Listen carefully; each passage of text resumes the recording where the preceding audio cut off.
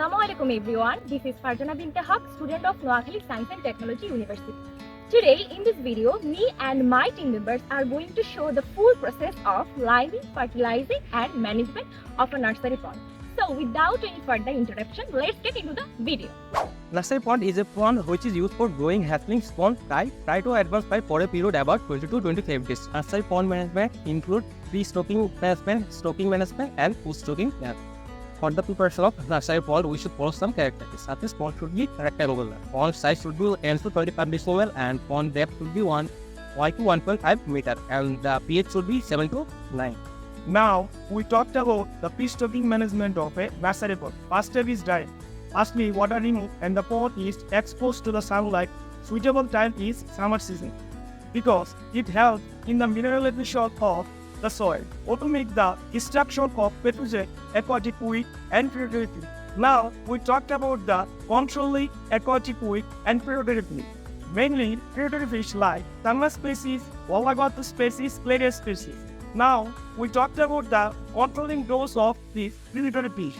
Rotenone 2 to 3 mg per liter, tea seed cake 145 to 150 gram per decimel. Tobacco dust 0.8 to 1.6 kg per decimel. Liming is the application of lime to the soil for the increasing of calcium and magnesium. Lime is applied in the pond for decreasing acidity and increasing alkalinity.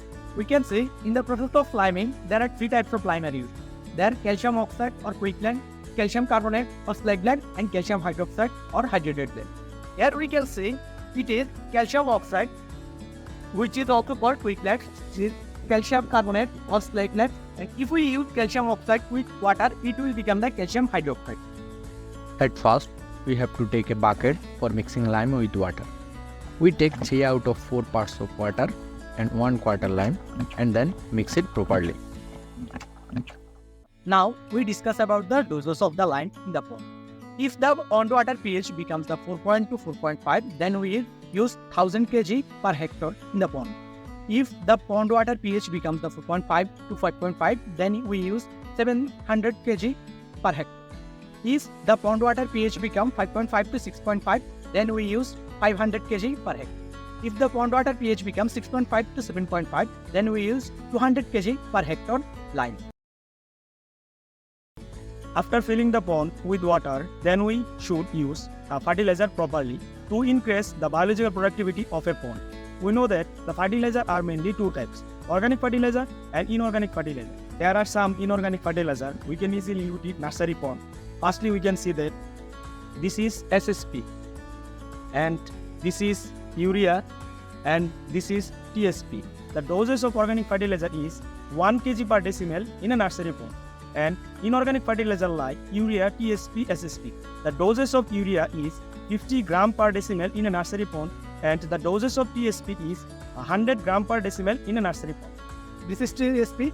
Now we will show how to apply TSP in the pond.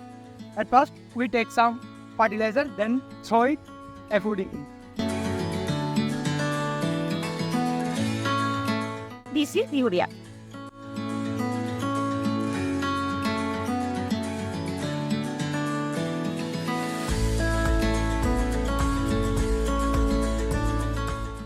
After proper fertilizing and liming, we face some problems such as algal bloom attack, aquatic insect attack. To control the algal bloom, we used 1 ppm copper sulfate and 0.5 ppm sivatil for 1 hectare nursery pond. To control the aquatic insect, we use the oil emulsion. The oil emulsion include the 60 kg of oil and 20 kg of soup for 1 hectare. Apart from this, we also use some inorganic sources such as butyrate and benzoic hexachloride. After completing the algal bloom control and aquatic insect control, then we focused on water quality management.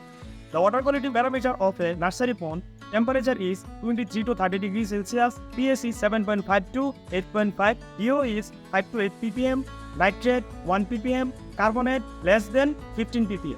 Discuss about the management of nursery pond. The stocking density of nursery pond is 5 to 6 wheeler spots per hectare.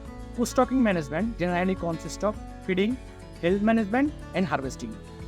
After stocking the pond, the spawn started to feed the plankton lastly. we need to serve artificial food for them. Feeding schedule we follow 2 to 5 days, the double of the initial body weight of the stock spawn, the 6 to 10 days, thrice of the initial body weight of the stock spawn, and 11 to 15 days, the 4 times of the initial body weight of the stock spawn. We discuss about the harvesting of nursery spawn. In 15 days, the spawns goes into 20 to 25 millimeter fry. At this stage, we harvested the spawn.